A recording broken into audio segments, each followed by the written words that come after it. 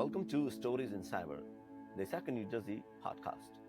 Founded in 1969, ISACA, which stands for Information Systems Audit and Control Association, has been a global force dedicated to advancing the realm of information governance, risk management, and cybersecurity.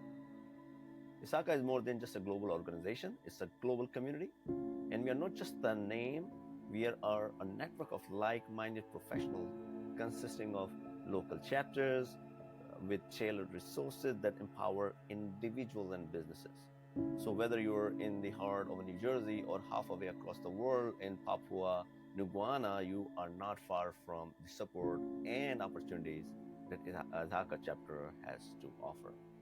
So in this episode, we're going to dive into what you can expect from Stories in Cyber, because we have another news story, and give you the glimpse into our podcast mission. We will share our goals and introduce to our new guests, as always, and provide you the sneak peek at the topics we will explore in the episode to come. So let's get into it.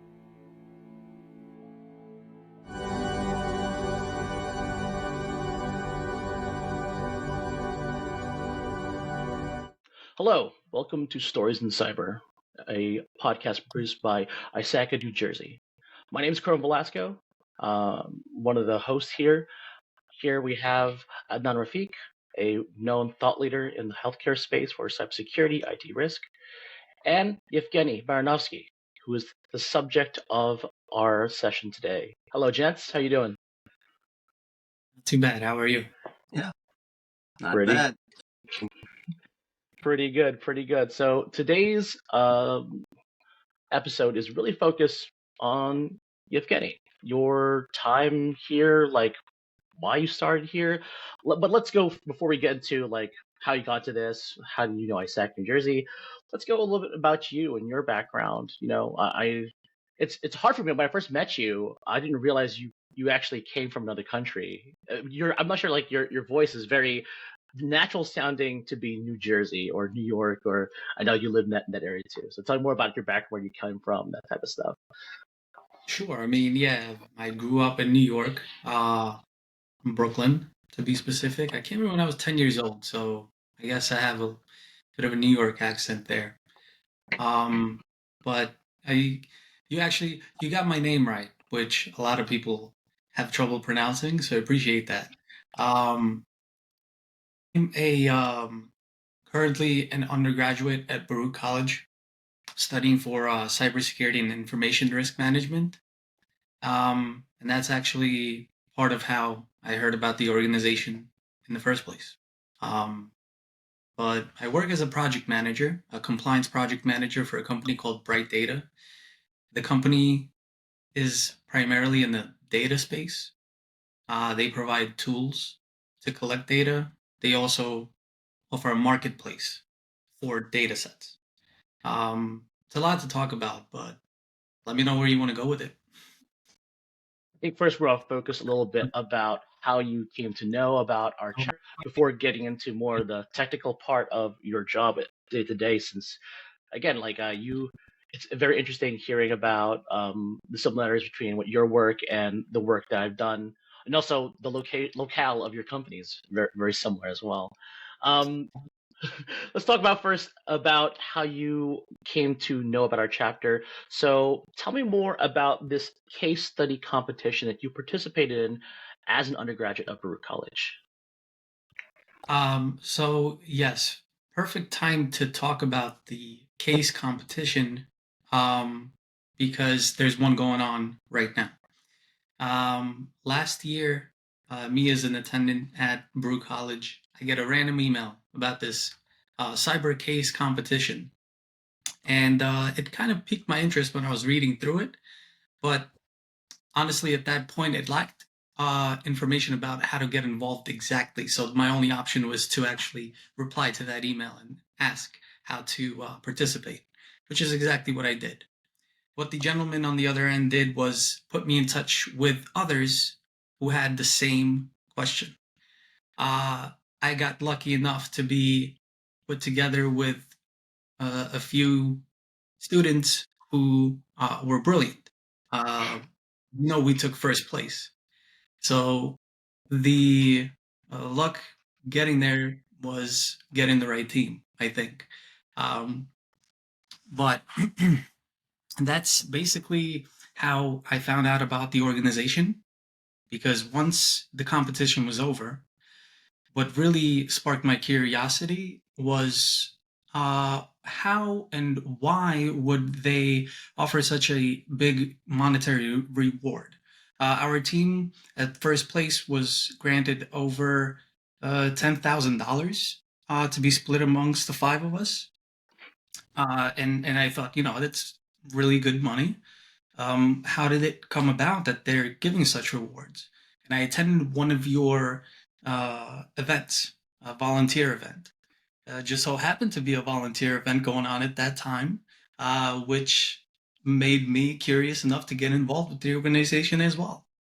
One of the best answers I've gotten for why this case study came about was that you guys are literally trying to get more bright minds into the industry, because now apparently there's a lack for good young experts, on our side here. Wow. Yeah. Like that's Yeah, amazing. Go ahead. Adnan, you had a question. I'll let yeah. you I mean, start first.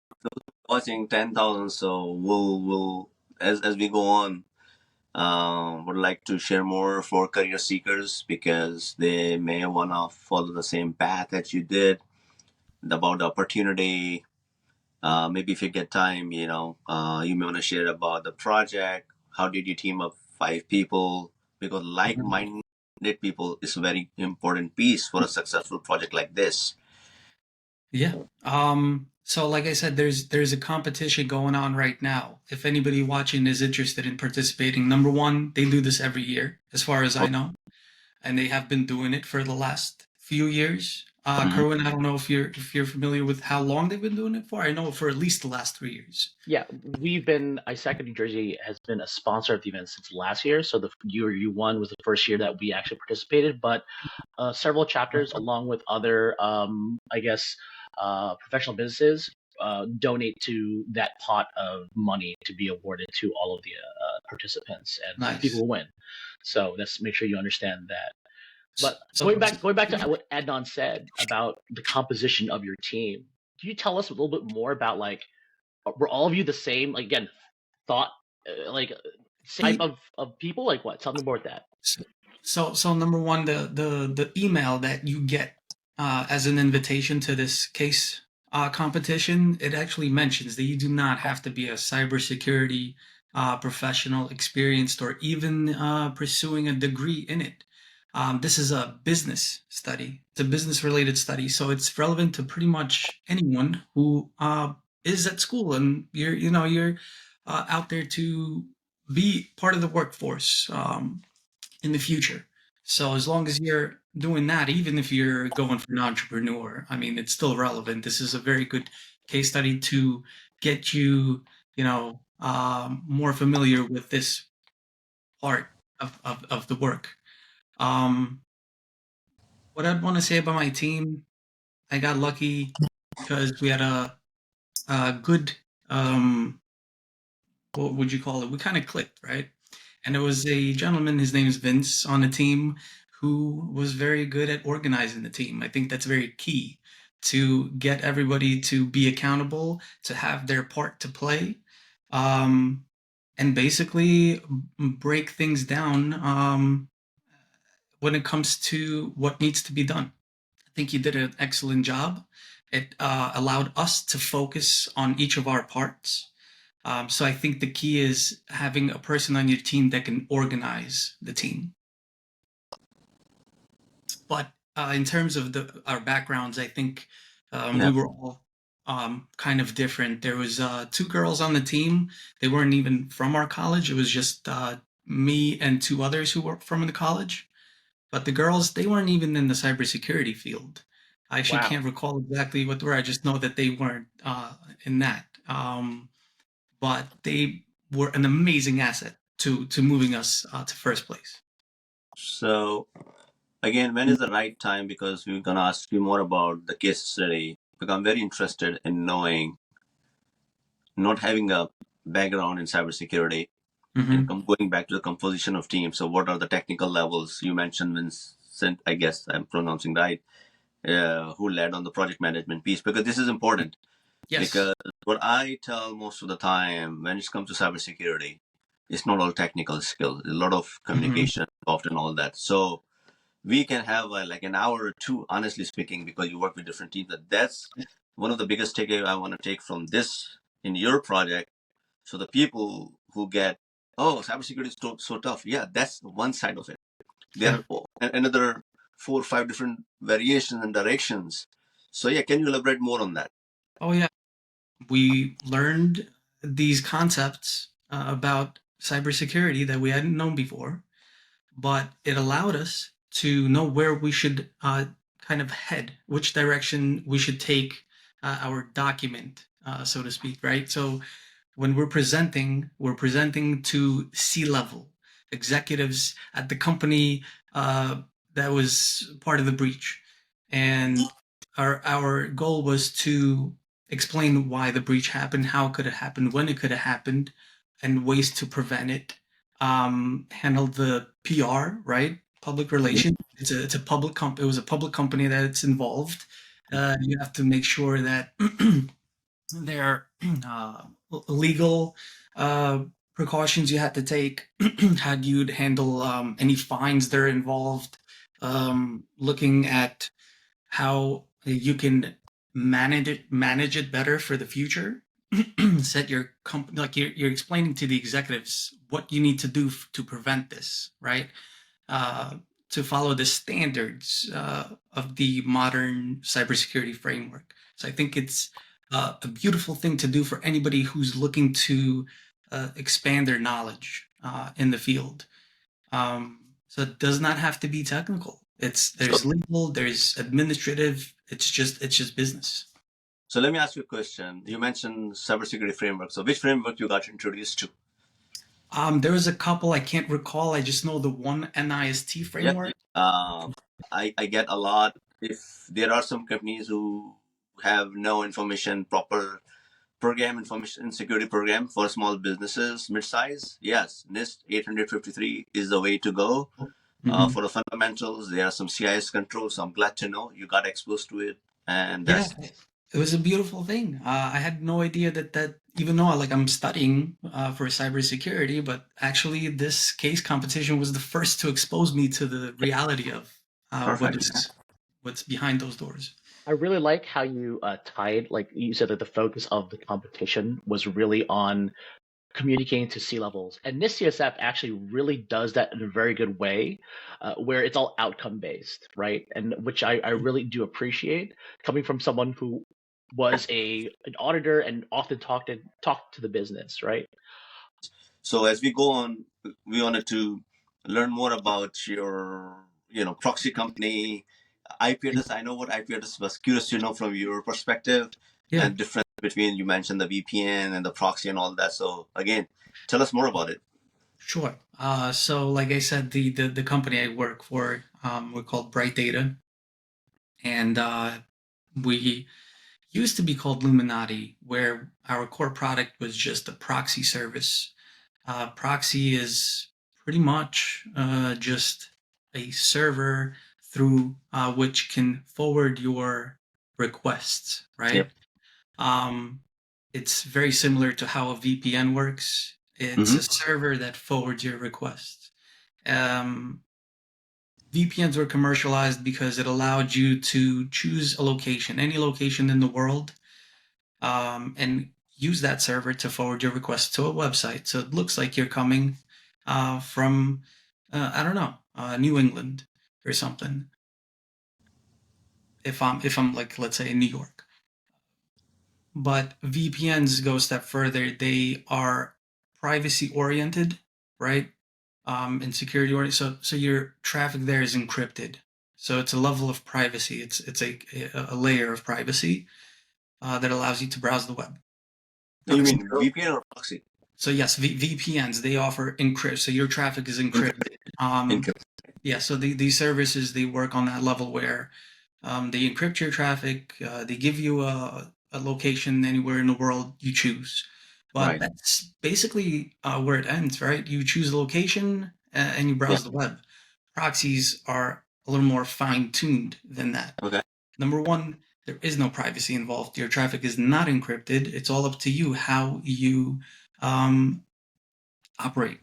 Number two, you have a lot more flexibility because you have a lot more access to a lot more IP addresses. You can only choose a location. Proxy, you can choose IP addresses in a specific subnet. Subnet is basically a few octets that are in a specific pool of IPs, right? Right. You can choose sometimes not only the location, but also the internet service provider that provides those IPs. You can choose by zip code of the location that you want. It's a lot more fine-tuned. If you want to know the difference between an IP address and, let's say, sorry, I phrased that wrong. So my favorite part about IP addresses that I had no idea existed, and I think would be interesting for audience to know, is there are different types of IP addresses. And it's all documented by public databases. So you have an IP address that's residential, so IPs that are assigned to your home modem, right? Yeah. Your Private IP.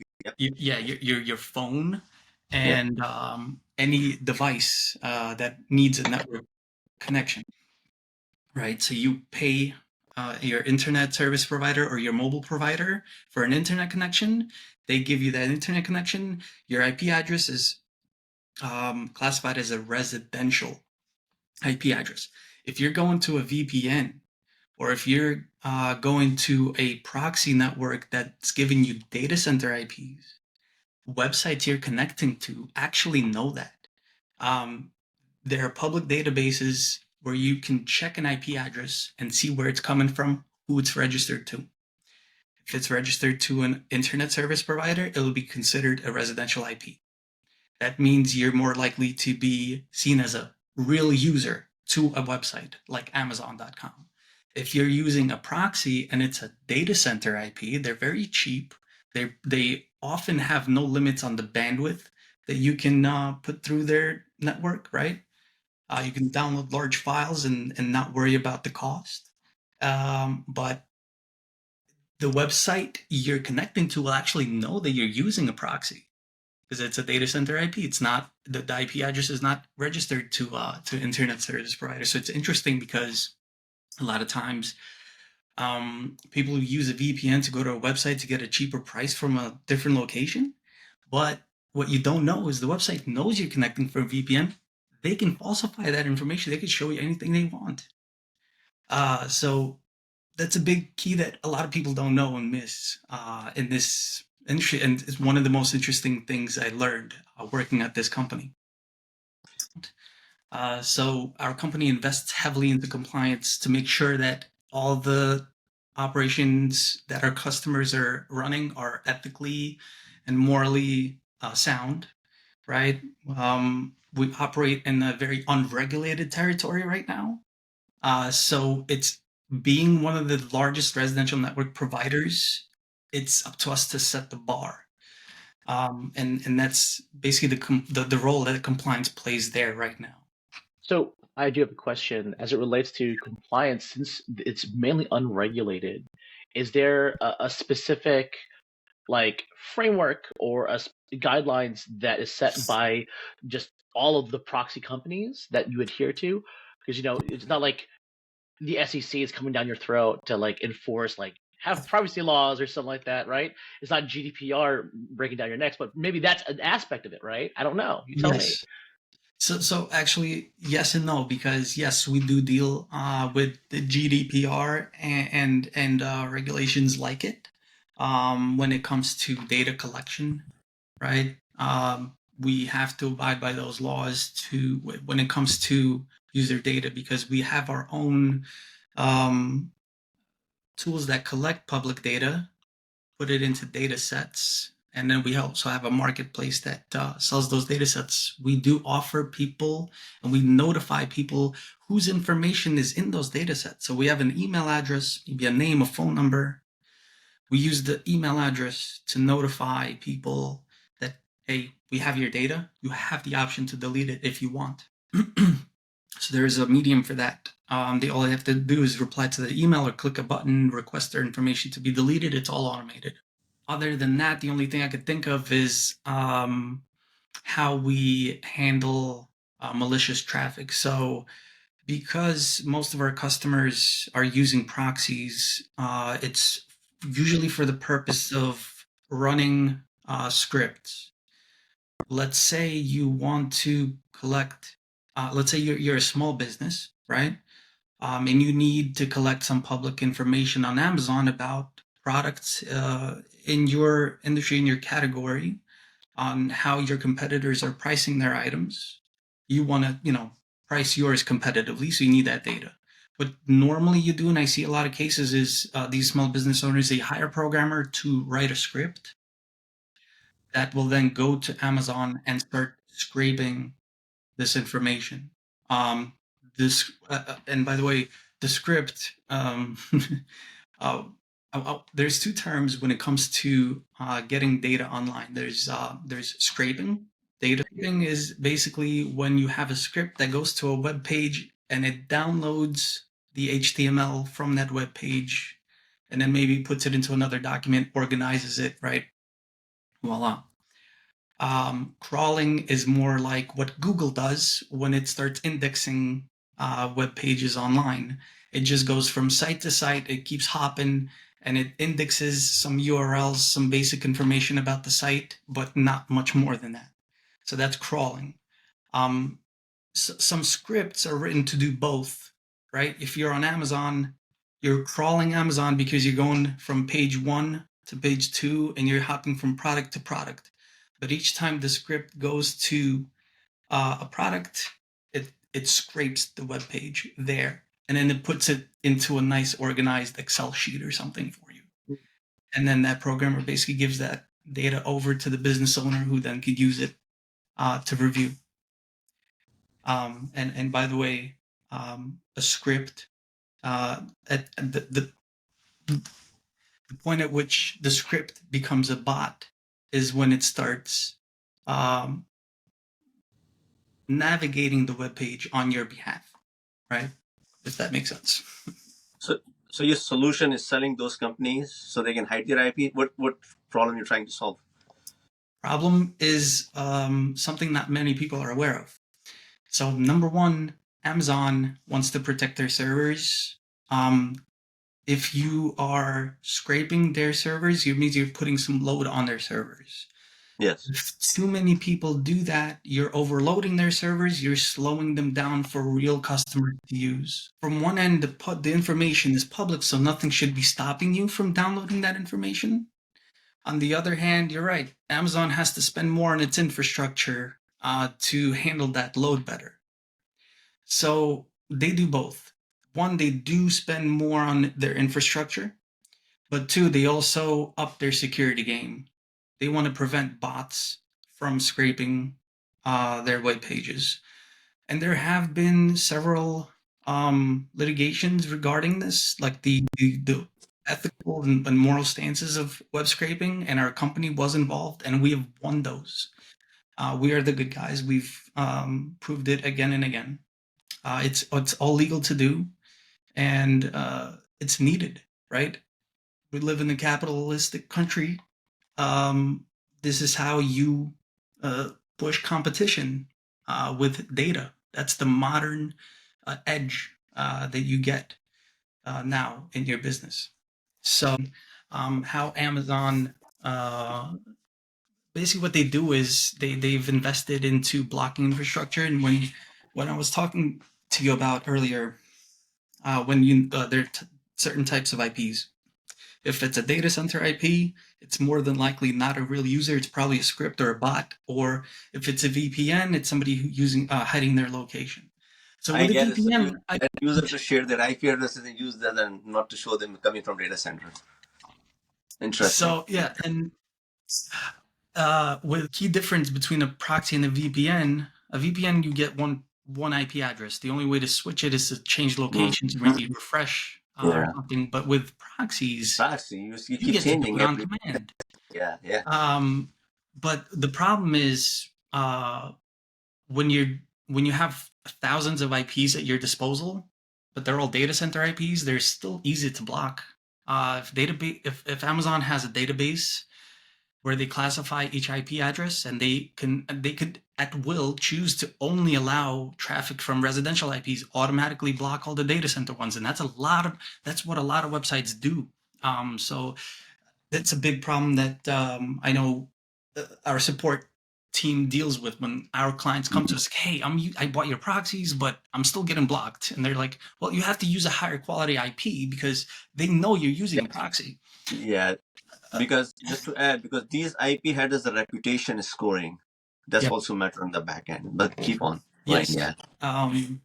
So Amazon invests a lot into um, looking at behavior. So we've built a huge network of residential IP addresses. We're one of the largest. We have at our disposal at over 8 million IP addresses. Mhm. So now you can't tell just by the IP addresses whether the user is real or not. The only way now is to tell by behavior. But the way we circumvent that is we allow our users to rotate the IP address at will. So as soon as that IP address gets burned, right? They just switch to another one and continue their scraping operation. And honestly, I'm all for it. Our company invests heavily into compliance, but not only that, also into the well-being of those endpoints. We have our own rate limits in order not to overload sites. We actually have a little bot that monitors the latency between a website as our traffic to it increases. And so if we notice that the website starts responding slower, we start cutting traffic of our clients down, and we start giving them rate limit errors. We're basically telling them, hey, the site you're targeting is actually getting overloaded, so please slow down. Yeah. No, that's cool stuff. I have a real quick question. So, how much will you, if I lease my IP, how much you gonna pay me? That was my question. Actually, we have a website. You can go earnapp.com. It'll give you the rates. It depends on where Okay. you're from. United States IPs are actually some of the more expensive ones. You can install it Exactly. on your computer and be earning money while you sleep. It's We'll like see. I'm just curious to know. 25 cents, I lease 25 my cents a IP. gigabyte. Yeah. Which is not bad. No. Yeah. Cool. Good to know. Yeah. Thank you guys for the questions. It was awesome to talk about. But that's the industry I'm in. It's very interesting, and it's part of Yeah. what led me to pursue cybersecurity. I think I have a very unique perspective on it. Yeah. I do want to just close this out about tying these two themes, both the case study and your day job, right? I feel like there's so much intertwining. You leverage so much of your technical knowledge in applying to that case study that you did in your in the competition. I do want to know, all of this amalgamates to why did you start? What did you want out of this podcast, right? I think that's a good way of summing everything up, because not only are you a practitioner, you are studying this, you are applying what you know in real world examples and communicating out to executives in hypothetical sense, and you even do this in your day job. So what are this story of you seeing cybersecurity in any avenue of your life, how does that relate to you? Tell me more about that. So I have this knack for breaking things down. I find when it comes to training new employees, for example, a lot of the feedback I get from these people is, "Hey, Gene, I don't know how it is that you've gotten this concept through to me so easily, because I use a lot of analogies when I talk about things. And I found joy in training people who have never had anything to do with it before. So like this IP address thing, right? The story I told you about. I gave you a good background on it. But oftentimes I do the same to new employees who join our company. And one of the things that I want to continue doing is spreading that knowledge. I mean, there's nothing better than I think giving back. And when I got acquainted with the organization, I found it feels like I've been very lucky getting in touch with companies that are noble. I want to say in their quests, because our company, ethical and moral leaders in a very potentially dangerous field, right? That a lot of people could abuse. ISACA is doing nothing but spreading good as well, as far as I could see, and giving back in any way I can is just a joy for me. And what I want to do and see with this podcast is basically try and get those complex topics broken down into analogies and digestible bits that people can enjoy listening to and learning from. I would love to do it. If you guys give me the opportunity, and I'm addressing the audience. I think it could be very interesting. The things we could talk about on these on the future episodes, and hope you all join us along for the ride. Awesome. Thank you so much, Yevgeniy. Thank you so much, Adnan. Thank you to you, like listener, for listening to this podcast. This is a relatively new podcast. We want to have feedback. We want to make sure that these topics around stories and cyber are relevant to you. So with that, I thank you again for everyone's time and hope to see you in the next one. Thank you. Thank you, Roland. Bye. Thank Bye. you.